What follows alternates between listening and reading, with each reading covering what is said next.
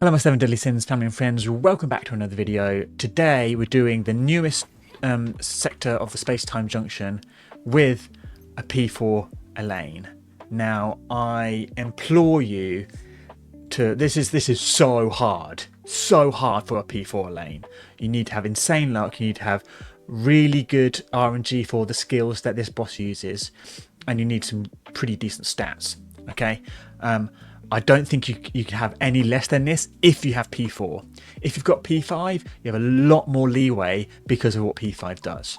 So P5, when you tag in, increases your normal skill damage by 50% for 20 seconds. This is massive.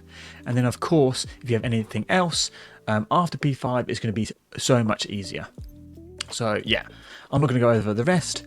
As for the stuff I did get to Limit Break 2, just to squeeze out a little bit more, I've got crit damage and normal skill damage. If you can get higher rolls or with wind damage or a bit of crit chance not as much necessary, and we'll go into why, but yes. And then I basically put my best book and my best staff on to get as much attack as possible. Armor wise, I'm running her DPS gear with crit damage. Obviously these two are rubbish and useless. If you have attack percent and normal skill damage and stuff, it'd be a lot better. I do have level 3, so there's a lot more wind attack. Now I'm using my Dark Chaos earrings with high crit chance and level 3. This stuff for defense breaking and the more damage, 80%, really helps out when you wind burst. We've got a 2-piece defense shatter. I was lucky enough to get this amazing piece of 120 with high crit damage. And then I crafted 2-piece jet black for the 10% normal skill damage. I was able to get a very high normal skill damage on the Silent Watcher bottoms. This bit doesn't matter too much because it's such a low chance. If you have high level, it might be helpful for you, but it's such a low chance. I'm not even sure if this happened. And then I got a level 3 Gallon top, but this is so low now, it really does not matter. It's more just for these double crit chance to get you up a little bit. So, as for the stats, with food, she has nearly 21k attack. Normal skill damage, we're up to 43%, 1500 wind attack, and then we've got 67% crit chance. You need 67%, but again, it's not that important to have exactly 67 because of the black flame, and 100, basically 90% crit damage. Because remember, with the black flame, when you burst, we're going to get 9% crit chance. So you could have about 60%, a little less than 60%, and then you'll be fine anyway with the crit chance and whatnot. So with that being said, let's quickly go in to the boss and I can show you his mechanics and kind of what you want to do. So obviously, this is my only clear I've got. You can do it fast. I'm probably going to do it faster because of the leaderboards. But the team we're running, Manny for the combat ult, the magic charge efficiency and crit damage. We're going to get the crit defense down from Hauser and the magic charge efficiency from his skills, and the same with Gila and the shield. I guess I can quickly showcase their gear. We're running a 4-piece life crystal on every single one of them because you just get a lot more HP, and that's really, really nice. On 2 of them, I'm running Hymn of Regeneration, basically just for the amount of magic charge efficiency we get, plus the HP percentage and the 2 starting magic charge efficiencies. It's probably not as much needed for the starting ones, but it is nice. And then I have got her combo ult 1. It gets a little bit more damage. Maybe it's helpful. So I'm guessing if you have higher level than level 1 for this, it's going to be nice as well. It's going to make it so you don't have to worry as much about damage. Same thing. Him, I've got level 2 instead of level 3. And then I don't have a proper set of magic charge efficiency like the him set, but I put on as much as possible. So 120 earrings, and then I got an extra a bit here from the necklace, and then obviously this magic charge efficiency. Do not use the Crimson Flame Oath ring on Manny because you're going to remove your magic gauge, and you don't want that. You want to keep as much magic gauge as possible when you combo ult. And the same thing is Manny I've got on Gila. The only difference, I have made sure I've got magic charge efficiency on the shield and on the staff. The nunchucks don't have it. Basically, the name of the game, get as much magic charge efficiency as possible. Also, make sure you're using the fruit and meat pie food. It gives a bunch of attack and a lot of crit chance as well. So that's I'll showcase that right now. That is this one. You can craft it or cook it with grain, any grain, large meat, and then any fruit. And there's abundance everywhere over the map, so you should be able to get plenty. So basically, what you do, you want to start the fight. You're going to get your thing down and you dodge. But see, as you saw, I dodged. I got a 10% attack increase, and it stacks infinitely. So the more you dodge, the more attack percent you will have. And then as you see, there you go, I got dodged again. He's getting buffs. Every time we get hit, he gets buffs. And the buffs he gets is crit resistance and defense, which is kind of crazy. Okay, let me not die here. Let's get my shields up. And so he's going to do a certain attack. Wait, and if we can see in a second. But yeah, he does some slashes that you want to be careful of. And now there's this range attack, standing range attack. And after a certain amount of time, he'll come into you. And this is when you go in and stun. Stunning him is quite a long time, actually. I think it's about 3 seconds or so. But as you can see, it removes all of his buffs. So it's important that you get... you try and make it so then he can do this range attack. And that's what I'm saying, the RNG of the skills that he uses is massively reliant on that for a P4 Elaine. But yeah, that's kind of it. And then he does fly up to do this barrage, similar to when there was a grey demon, and then he does this massive slam down, ready at you, try and dodge it. And that's kind of his skills. So here's another ranged one. We missed some others, and you probably saw them whilst I was showcasing other things. But yeah, he jumps into slash a couple times, and then does a big one that is the red, and then he does that triple blast, and then he does a slam on the ground. But then it also has other ones that open up, as you can see around him. And that's basically all of his skills. There's nothing more than that of his skills. You will eventually get used to them. And yeah, so basically when he comes in and you can stun him, that's when you combo ult, and that's when you nuke.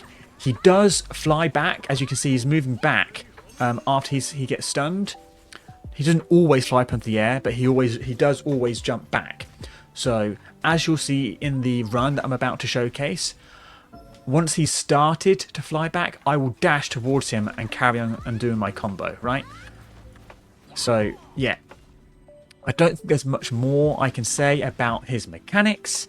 That's it really. Just those attacks. He gets buffs when he hits you. You get buffs when you dodge him. Wait for him to do the barrage on the ground, and then you switch in when he glows blue and stuns. He will be stunned for a long time. That's when you use your combination ultimate and basically nuke him as much as you can with Elaine. Being P4 Elaine, it is heavily reliant on the amount of dodges you can do to get your attack up. So with all that being said, I hope you enjoy the run that I'm going to showcase you now, and we'll talk back in a second. So whilst editing the video, I realised, I don't know why, but the clip that I got of the run is cut like 20 odd seconds, well, just about 20 seconds short. I don't know why the NVIDIA capture thing didn't capture all 3 minutes, but just for that first 30 seconds, all I'm doing is basically tagging and dodging to fill up my magic ult gauge, waiting for him to do that standing barrage attack, as I explained earlier, and the rest you'll be able to see. So there we go. Enjoy.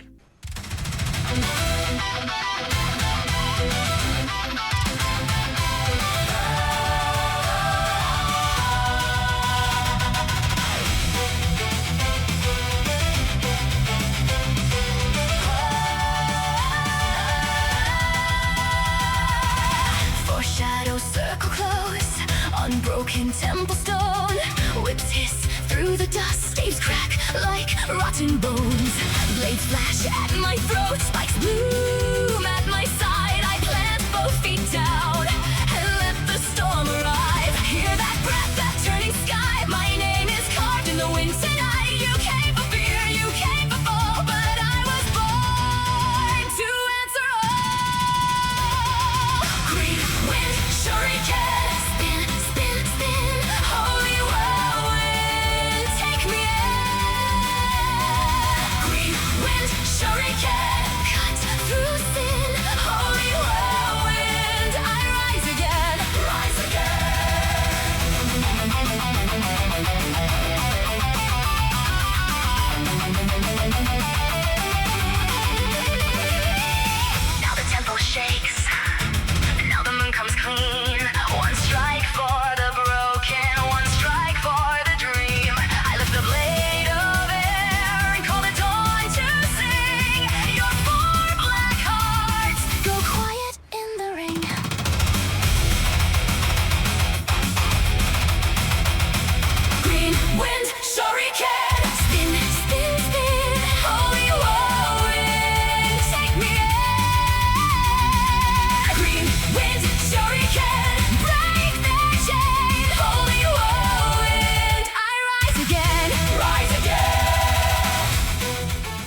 So yeah, that was pretty intense, as you can see. My heart was racing right at the end. I was like about to cry inside because I didn't think I was going to do it, and I can't believe that combo ult at the end didn't go off and it was only a solo ult.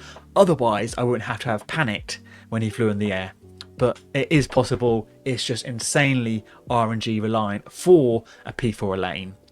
If you've got Daisy, if you've got a higher potential Elaine, way easier, 100%. So if you've got that, it's going to be great. If you have Escanor and I think just Escanor in general, especially his axe or his sword and shield, I've heard amazing things about his sword and shield. So maybe give that a go.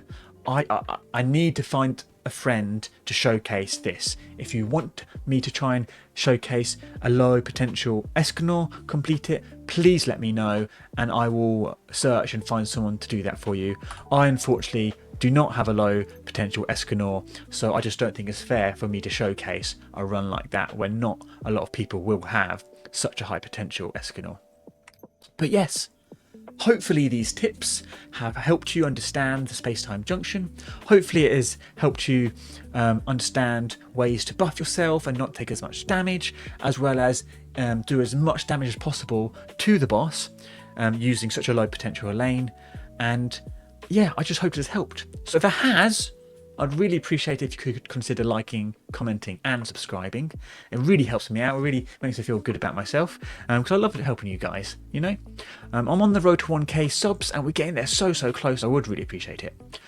So just before I end the video, I just want to give a bit of a shout out and a big thanks to a couple of people that have joined my membership program of YouTube because they wanted to support me a bit more. First off is Lionel. I've seen you in Discord. You might see him in the official Discord as well. Thank you so much, mate. I really appreciate your support. And finally, Nav as well. I really appreciate your support. But yeah, until my next video, which might be Merlin Lightning Showcase, cracked or sacked. So look forward to that. I hope you have a wonderful rest of your day. And bye.